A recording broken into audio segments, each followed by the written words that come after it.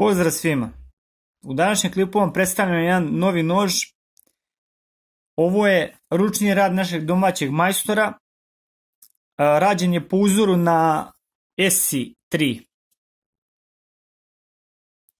Kao što možete vidjeti na prvi pogled, ova verzija, znači noža što sam ja došao u posjed, dolazi sa ovom Kydex futrolom, što mu daje izuzetne osobine, pozitivne.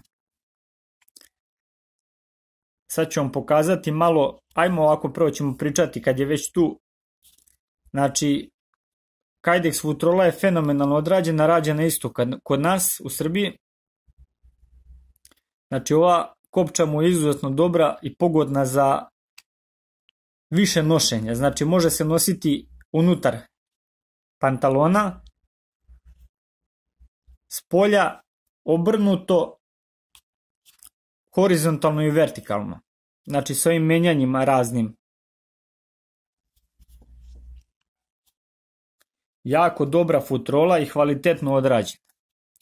Sad malo pređemo na sam nož da vam pokažem. Kao što možete vidjeti, ovo je nož nekih srednjih dimenzija. Idealan kao survival nož. Može znači da prođe kao taktički nož.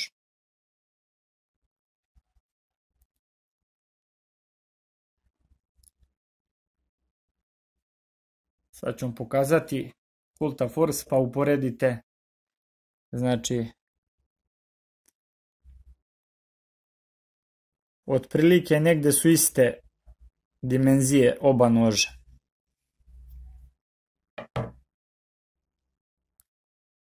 Znači, full tank konstrukcije, čelik 52-100. Završna obrada odlična. Izuzetno oštar nož. Konveks. Ovaj nož, znači, kao što sam rekao, jako prijatno leži u ruci. Znači, kad ga držite, ova mi karta je fenomenalna, znači jeste brušena, ali lepo i prijatno, znači leži u ruci.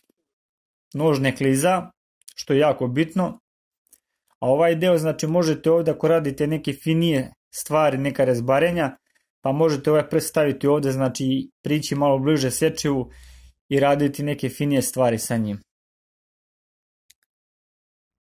Ovo je bilo samo upoznavanje da vam pokažem jedan prelep nož, a neki testovi i ovo to ću malo sljedeći put kad izađem na teren u šumu, znači odraditi.